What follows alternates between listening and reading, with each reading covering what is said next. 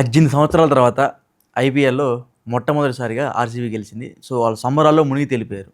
తర్వాత early morning మళ్ళీ తర్వాత బెంగుళూరు అయితే రావడం జరిగింది. వచ్చినప్పుడు అక్కడ వాళ్ళని చూడటానికి చాలామంది వాళ్ళ అభిమానులైతే తరలి రావడం జరిగింది. దాంట్లో ఒక 12 మంది చనిపోవడం జరిగింది. సో, ఇది చాలా బాధాకరం. ఇది కాకుండా అక్కడ ఉన్న డిప్యూటీ సీఎం ఏమంటున్నారంటే, చనిపోయిన 12 మందే కదా! కుంభమేళాలో కొన్ని వందల మంది చనిపోయారు. దానికి దీనికి సంబంధం ఏముంది? అని చాలా లైట్‌గా తీసుకొని మాట్లాడారు. సో, దీని గురించి మీరేం చెప్తారు? తొక్కిసలాటలు గత కొంత కాలంగా మనం మాట్లాడుకుంటూనే ఉన్నాం. 12 మందే కదా అని అంటున్నావు. తెలంగాణలో ఒక తొక్కిసలాట్లో ఒక మరణం సంభవించినప్పుడు కూడా అసెంబ్లీలో సీఎం గారు మాట్లాడే స్థాయికి వెళ్ళింది. అంటే పోయింది ఒక ప్రాణమేగా, 2 ప్రాణాలేగా, ఎందుకు అంత అతి చేస్తున్నారు, ఇలాంటివి మాట్లాడకూడదు. నెంబర్ 1. నెక్స్ట్, వైకుంఠ ద్వార దర్శనం అనగానే ఎగేసుకుంటూ వెళ్ళారు. అవును, తిరుపతిలో టికెట్లకు ఒక లైన్ ఉంటుంది. ఆ టైంలో జరిగిన చిన్న పొరపాటు, రండి తెరిచేశారని వాడెవడో చెప్పగానే వెళ్ళిపోయారు. తొక్కిసలాట్లు, ప్రాణాలు పోయాయి. అండ్ కుంభమేళా అంతే. ఇక్కడ తెరుచుకున్నారంట, ఈ టెల్లి కంప్లీట్ చేసుకుందాం అనే టైంలో అందరు మేము మేము మేము మేము అంటే ఆ రోజు మౌని అమావాస్య. ఆ టైంలో ఆ 2 గంటలే ఉంటుందంట.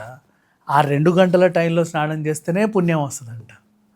అప్పటిదాకా పాకేదంతా వేస్టే అనమాట. సో టైంలో జరిగినటువంటి తొక్కిసలాట అదొకటి. చాలాసార్లు అంటే ఒకటి ఇప్పుడు మిస్ అయితే ఇంకా ఈ జీవితంలో ఈ జన్మలో మళ్ళీ మనం చూడగలమా లేదా అనేవి కొన్ని పెట్టుకొని వస్తున్నారు మనుషులు. దానికి తగ్గట్టుగా వాళ్ళు ఏంటంటే ముందు నేను ఎక్కడ ముందు నేను మనిషిని తొక్కుతుంటే తెలియట్లేదా నీ కనీసం? అంటే ఇప్పుడు ఒకటి చెయ్యో కాలో, నీ కాలు కింద ఒక రాయి ఉంటే తెలుస్తుంది, ముళ్ళున్నా తెలుస్తుంది, కనీసం ఏదో తొక్కుతున్నావన్నా తెలుస్తుంది. ఓ కుక్కనో లేకపోతే చిన్న ఎలకనో తొక్కినా నీకు తెలుస్తుంది. అవును, అవి కూడా కెవ్వు అంటాయి. మనిషి అరవడా? ఈ అంటుంటే మొహం తొక్కుతున్నావు, గొంతు తొక్కుతున్నావు, బాడీ తొక్కుతున్నావు. అంటే తొక్కి ఎక్కడికి వెళ్ళాలి నువ్వు? ఓ దగ్గరికి వెళ్ళాలి. అక్కడికి వెళ్ళి ఏం చేయాలి? ఈ జన్మకి మళ్ళీ కనబడని ఒక వింత అక్కడ ఉంది, నువ్వు అది చూడాలి. ఎంత పుణ్యమో. ఆ తర్వాత సరే నువ్వు పోతున్నావు, పో, నీ చావేదో నువ్వు చావు. కూడా నీ 10 ఏళ్ల పిల్లోడిని, 8 ఏళ్ల పిల్లోడిని ఎందుకు పట్టుకెళ్తున్నావు? వాడు ఎందుకు చావాలా నీతో పాటు? అంత అవసరం ఏమొచ్చింది? ఆర్సీబీ వాళ్ళు వస్తున్నారు. ఫస్ట్ ఒకటి కనుక్కోండి, పర్మిషన్ ఎక్కడ ఇచ్చారో? ఒక స్టేడియంకి ఇచ్చావు. స్టేడియం కెపాసిటీ ఏంటి? దానికంటూ ఒక పర్టికులర్ కెపాసిటీ, 28,000 కెపాసిటీ. 50,000 వేసుకో. 1,00,000 మంది వస్తే ఎలా అకామిడేట్ చేస్తావు నువ్వు?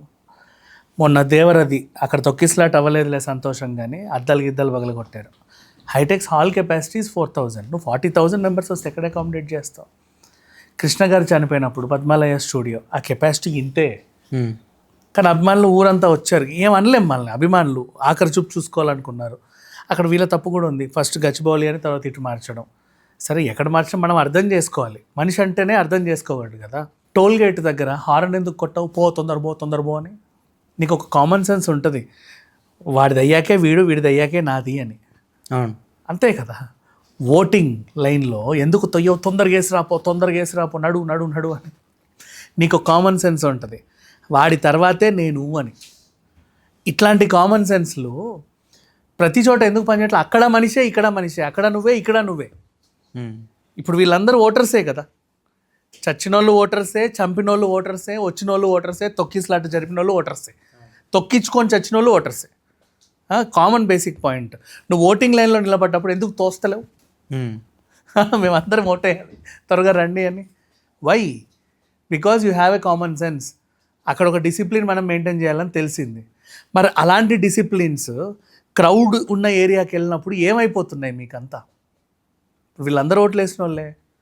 అండ్ ఇంకొకటి, ఆధార్ కార్డు, రేషన్ కార్డుకో నువ్వు వెళ్తున్నావు ఫోటోలు తీసుకోవడానికి, లైన్ వాడిది అయ్యాకే నీదని తెలుసు. వాడి చేతులు పెట్టాలి, కళ్ళు పెట్టాలి, ముక్కు మూతి అన్నీ పెట్టి రావాలి. అవును, తోయట్లేదు ఎందుకు? తొందరగా పో అని. మరి ఇక్కడ ఎందుకు తోస్తున్నావు నువ్వు? అవతల వాడు ఏమన్నా వెళ్ళిపోతా అంటున్నాడా? నువ్వు మీరందరూ వచ్చేసరి నేను ఉండను, నేను వెళ్ళిపోతానని వాడు అనట్లా. వాడు చేతులు ఊపడానికే వచ్చాడు. ఉంటాడు కాసేపు, మీ అందరూ హే అంటుంటే వాడు అదో ఆనందం కదా వాళ్ళకి. నువ్వు అనే అంతసేపు అనిపించుకోవడానికి అక్కడే ఉంటాడు. మరి మీరెందుకు తోసుకుంటూ వెళ్తున్నారు? పోనీ మీ అందరికీ ఏమైనా చేతులు ఇస్తానన్నాడు? నో, ఆ అవకాశం ఉండదు. నువ్వు ఆల్రెడీ మ్యాచ్లో చూసిన కోహ్లీయే, ఇన్నాళ్ళు అడ్వర్టైజ్మెంట్లలో చూసే కోహ్లీయే, ఎన్నో మ్యాచ్లు చూసావు, ఎన్నో ఐపీఎల్లో చూసావు. 18 ఏళ్ళుగా ఐపీఎల్లో చూస్తూనే ఉన్నా. అదే కోహ్లీ కొత్తగా ముక్కు సర్జరీ చేసుకోవాలా, మూతి సర్జరీ చేసుకోవాలా. ఆ మిగతా జనాలు కూడా అంతే, ఆ ప్లేయర్స్ అందరూ ఎంతమంది ఉన్నా, ఆ గేమ్ ఎంతమంది ఆడినా. మరి ఏంటి నీ అంత ఆతృత ఎందుకు? నెక్స్ట్ సేమ్ నేను అన్నీ చెప్తున్నా, ఇప్పుడు వైకుంఠ ద్వారమే ఎందుకు అంత ఆత్రం ఎందుకు? సో ఇట్లాంటి అన్ని సిచ్యువేషన్స్లో ఒక దగ్గర నువ్వు వస్తున్నావని తెలిసే కదా తొక్కిసలాట జరిగిందని ఒక ఆయన అరెస్ట్ చేశారు. ఇక్కడ కూడా మీరు వస్తున్నారని తెలిసే కదా తొక్కిసలాట జరిగింది. మరి మీ అందరిని ఎందుకు అరెస్ట్ చేయకూడదు? రాష్ట్రం వేరు, వాళ్ళకి లేవేమో ఆ రూల్స్. సరే వదిలేద్దాం. గట్టిగా అడిగితే పోయింది ఇంతమందే కదా, మరి ఏదో ఓ పెద్ద ప్రమాదం జరిగినట్టు ఎందుకు అంతగా ఎగిరెగిరి పడుతున్నారు? ఒక ప్రాణం పోయినా సరే అసెంబ్లీలో ముఖ్యమంత్రి మాట్లాడే స్థాయికి వచ్చామంటే ప్రాణం ఖరీదు వీళ్ళకి అంత చీపు. నెక్స్ట్ తొక్కేసి వాడికి సిగ్గుండట్లా, ప్రతిసారి మాట్లాడుకుంటూనే ఉన్నావు. నువ్వు తొక్కుతున్నావు కరెక్టే, నీ కింద ఒకటి నలుగుతున్నాడు కదా, నీ బూటు కింద, నీ చెయ్యి కింద. నెక్స్ట్ నువ్వెందుకు తొక్కుతున్నావు? నువ్వు కూడా కావాలని పాపం అని తొక్కట్లా, నీ వెనకాలోడు నిన్ను తోస్తున్నాడు. వాడెందుకు తోస్తున్నాడు? వాడి వెనకాలోడు తోస్తున్నాడు. ఓవరాల్గా వెనకాల ఒక గ్యాంగ్ అయితే తోస్తుంది కదా, వీళ్ళకి అంత ఆత్రం ఎందుకు? నువ్వు ఎంత తోసినా 2-3 గంటలు తోసినా సరే నువ్వు అక్కడ దాకా వెళ్ళలేవు. నువ్వు ఇలా చూస్తే అక్కడ కనబడుతుంది కదా జనాభా అంతా. ఇప్పుడు ట్రాఫిక్ ఉంది, ఆగాలి ఖచ్చితంగా. తోసుకుంటూ పోయి సిగ్నల్ దాకా వెళ్ళలేవుగా, వీళ్ళందరినీ జరుపుకుంటూ పెద్ద ట్రక్ వేసుకొని. ఇది అంతే. చాలా చోట్ల మీకు కామన్ సెన్స్ పనిచేస్తుంది, ఈ ఒక్క చోట ఎందుకు పనిచేయట్లా? ప్రతి చోట పనిచేస్తుంది. నెక్స్ట్ సినిమాలకి వెళ్తున్నారు, ఒకరి తర్వాత ఒకరు చెకప్, తోసుకొని ఎందుకు వెళ్ళట్లా? ఎయిర్పోర్ట్లోనూ నిలబడుతున్నావు, ఒకరి తర్వాత ఒకడు తోసుకొని వెళ్ళట్లా? ప్రతి చోట నువ్వు నీ డిసిప్లిన్ పాటిస్తున్నావు. కరోనా టైంలో కూడా నువ్వు అక్కడ నిల్చో అన్నా నిల్చున్నావు. అంటే ఒకరినొకరు తోసుకుంటే ప్రమాదం జరుగుద్దని మీకు తెలుసు. మరి మనిషికి ఇప్పుడు వీళ్ళందరూ అంటే ఏం తింటున్నాడు, ఏం తాగుతున్నాడు, ఏం సెన్స్ ఉందని ఎందుకు తోస్తున్నావు? సో ఇది కావాలని చేసిన చర్యే బేసికలీ. కనీసం వాళ్ళకి కాంపన్సేషన్ కూడా ఇవ్వలేదంట. అదే చూస్తారులే, మరీ అట్లా ఏదో అనాథ శవల్లాగా తీసి మున్సిపాలిటీ బండ్లో పడేరు. ఉంటుంది వాళ్ళకి చేయాల్సి. ఇప్పుడు ఫస్ట్ అర్థం చేసుకోవాలి. ఇప్పుడు ఈ సిచ్యువేషన్ జరిగింది, ఆల్రెడీ దేశంలో ఒక యుద్ధ వాతావరణం ఉంది, ఎవడు మనోడో ఎవడు పగోడో అర్థం కాని సిచ్యువేషన్లో ఉన్నాం.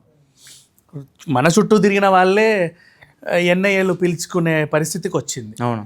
సో ఇట్లాంటి టైంలో ఏదన్నా ఒక గ్యాంగ్ ఆర్సీబీ వాళ్ళు వస్తున్నారని తెలిసి కావాలనే వీళ్ళందరినీ తోసి చంపిందా? Don't know. సిచ్యువేషన్స్ బోల్డ్ ఉంటాయి కదా. వీళ్ళని కూడా పాకిస్తాన్ వాళ్ళు చంపారనా? చిచ్చి, నాట్ అబౌట్ పాకిస్తాన్. సంథింగ్ అంటే కొంతమందికి మైండ్ సెట్లో ఉంటాయి క్రైమ్ చేయాలనుకున్న వాళ్ళు. ఇప్పుడు నేను నిన్ను తోస్తేనే నువ్వు ముందు పడతావు. నేనేం కంప్లైంట్ చేశా, ఎందుకు తోసా అంటే నా వెనక ఒకటి తోసాడు, వాడి వెనక ఇంకోటి తోసాడు. వాడు ఎందుకు తోసాడు? ఫస్ట్ ఒకటి తోస్తేనే కదా. వాడంతటి వాళ్ళైతే అందరు వెళ్ళి కింద పడి తొక్కించుకొని చచ్చిపోరు. ఒక ఫోర్స్ వెనకాల తోస్తుంది. Why that gang is behaving like that? అక్కడ నుంచి వీళ్ళు ఎంక్వైరీ మొదలు పెడతారు. అట్లా ఏముండదు, అంత పెద్ద టెరిటరీలో ఈజీగా తెలుస్తుంది. సిట్యువేషన్ అయితే అయ్యింది, బోల్డ్ అన్ని ప్రాణాలు పోయాయి.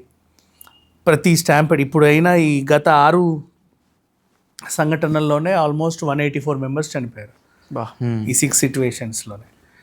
ఇంకెన్ని అవుతాయో చూడాలి. అండ్ దీంట్లో ఏంటంటే అందరు నువ్వు ఇప్పుడు వచ్చిన వాళ్ళందరూ ఆర్సీబీ ఫ్యాన్స్ రారు, కుంభమేళాకి వచ్చిన వాళ్ళందరూ కూడా భక్తులే కాదు. ఉంటారు. కనీసం 90లో 10% వీళ్ళు అదే పనిగా వస్తారు. ఇప్పుడు గుంటూరు నుంచి లాస్ట్ టైము ఒక గ్యాంగ్ వెళ్ళింది, వాళ్ళ డ్యూటీ అది. అందరు కంట్రిబ్యూట్ చేసుకొని 1 lakh వేసుకొని మనిషి 10,000 వేసుకొని కుంభమేళాకి వెళ్ళారు.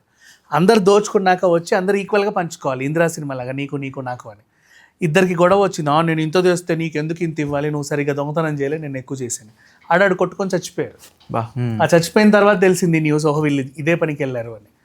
సేమ్ ఇప్పుడు రైలు గుద్దుకొని పడిపోతారా? కాపాడడానికి 100 మంది వెళ్తే 10% వాళ్ళ మెడలో ఉన్నాయి తీసుకోవడానికి వెళ్తారు. ఇప్పుడు ఇక్కడ కూడా ఇంత పెద్ద సిచ్యువేషన్లో అందరు అటు ఇటు పడుతుంటే దొంగల గ్యాంగులు కూడా వస్తారు. ఆ దొంగల గ్యాంగులు ఏం చేస్తారంటే కావాలని ఒక తోపు సృష్టిస్తారు. ఆ ఫోర్స్గా నువ్వు తోసేస్తే ఇది అక్కడ పడుతుంది, అటు పడుతుంది, అది అక్కడ దాకా వెళ్తాయి. దాంట్లో వీళ్ళు ఏ గందరగోళంలో లోపలికి వెళ్ళిపోతారు. ఇక అక్కడ అటు తొక్కిసలాట ఇటు తొక్కిసలాట, గోల్సులు లాక్కుంటారు, చెవుదుద్దులు లాక్కుంటారు. ఆడవాళ్ళు అయితే, మగవాళ్ళైనా సరే అంతే, జేబులలో పర్సులు తీసేస్తారు, ఫోన్లు తీసేస్తారు. ఏమైద్దో ఎవడికి తెలియదు. ఇట్లాంటి వాళ్ళ వల్లే జరుగుతాయి ఇవి. ఆర్సీబీ గెలిచిన ఆనందం కూడా లేదనుకుంటా వాళ్ళకి. గెలిచిన ఆనందాలు ఈ మధ్యకాలంలో ఎక్కువ మిగలట్లా. నువ్వు బిగ్ బాస్ విన్నర్ అయినా సరే అది బయటకు వచ్చాక జైలుకి వెళ్ళాలి. నువ్వు ఎంత పెద్ద కప్పు తెచ్చినా సరే చివరికి ఇట్లాంటివి అవుతానే ఉంటాయి. నీ సినిమా 200,000 కోట్లు వసూలు చేసినా నువ్వు బయటకు వచ్చాక జైలుకే వెళ్ళాలి. It happens. కొన్ని సందర్భాల్లో సెలబ్రేషన్ మోడ్ కాస్త విషాదంగానే ఎండ్ అవుతుంది.